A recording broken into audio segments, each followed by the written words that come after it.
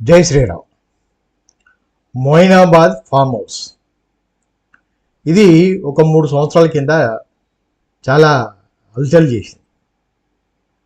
బీజేపీని టార్గెట్ చేశారు. ఆ రోజు ఎమ్మెల్యే కొనుగోలు అని చెప్పేసి బీఆర్ఎస్ వాళ్ళు ఒక డ్రామా ఆడి ఒక నాటకం చేసింది. దేనికోసం? ఎలక్షన్స్ కోసం, మునుగోడు ఎలక్షన్ల కోసం ఒక నాటకం చేసింది. ఎక్కడ బీజేపీ గెలుస్తుందనే దాంతో ఒక నాటకం చేసి ప్రజలను తప్పుదో పట్టించి ఇప్పుడు అడ్డంగా దొరికిన పైలట్ రోహిత్ రెడ్డి మరి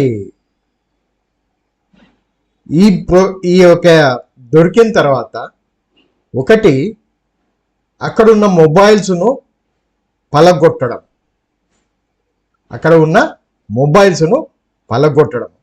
రెండవది కాల్పులు జరపడం. అంటే కాల్పులు జరపడం అంటే ఏంటిది? Attempt murder. అది కాల్పులు జరపడం అంటే అటెంప్ట్ మర్డర్. అది ఇంకొకటి డ్రగ్స్, అడ్డంగా దొరికిన డ్రగ్స్. అయితే ఈ డ్రగ్స్ దొరకంగానే బీఆర్ఎస్ ముఖ్య నాయకుడు ఏమన్నాడు? ఒక స్టేట్మెంట్ ఇచ్చాడు. ఈ డ్రగ్స్ ఇష్యూలల్లా నా పేరు తీసుకొస్తే వాళ్ళ మీద కేసులు పెడతా అన్నాడు.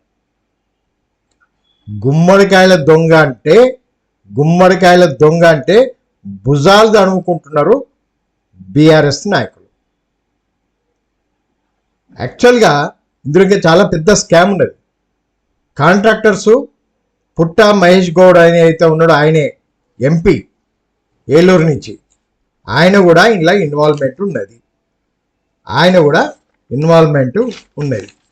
ఈయనెవరు? ఈ పుట్ట మహేష్ కుమార్ గౌడ్ ఒక బీఆర్ఎస్ ఎమ్మెల్యేకు, మన తెలంగాణలో ఉన్న ఒక బీఆర్ఎస్ నాయకుడికి, ఎమ్మెల్యేకు, మాజీ మినిస్టర్కు దగ్గరి బంధువు.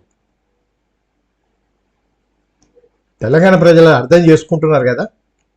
దీని చుట్టూ బీఆర్ఎస్ నాయకులు ఉన్నారు. వీళ్ళు దేనికోసం కూర్చున్నారు? దుబాయ్లో పెట్టుబడుల కోసం వీళ్ళంతా ఒక మీటింగ్ పెట్టారు. మరి దుబాయ్లో ఈ బీఆర్ఎస్ నాయకులు ఎవరెవరు ఎంత పెట్టుబడి పెట్టారు దుబాయ్లో?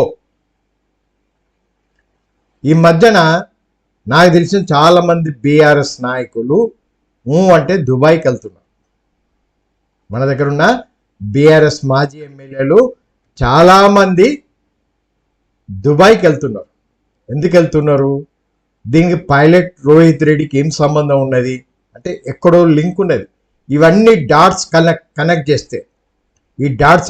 చేస్తే మొబైల్స్ పలగొట్టడము అంటే ఎవరి దగ్గర? అది బీఆర్ఎస్ లిక్కర్ రాణి ఇన్స్పిరేషన్. మాజీ బీఆర్ఎస్ లిక్కర్ రాణి ఇన్స్పిరేషన్. కాల్పులు జరిపే స్టేజ్ పోయింది.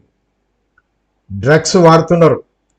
ఇవన్నీ కల్చర్ ఎక్కడి నుంచి వచ్చిందంటే బీఆర్ఎస్ పార్టీ నుంచి వస్తున్న కల్చర్. ఇదే బీఆర్ఎస్ మాజీ ఎమ్మెల్యేలందరూ కూడా దుబాయ్ పోతున్నారు. ఏం జరుగుతుంది అక్కడ? ఒకసారి తెలంగాణ ప్రజలందరూ కూడా ఆలోచించండి. భారత్ మాతాకి జై.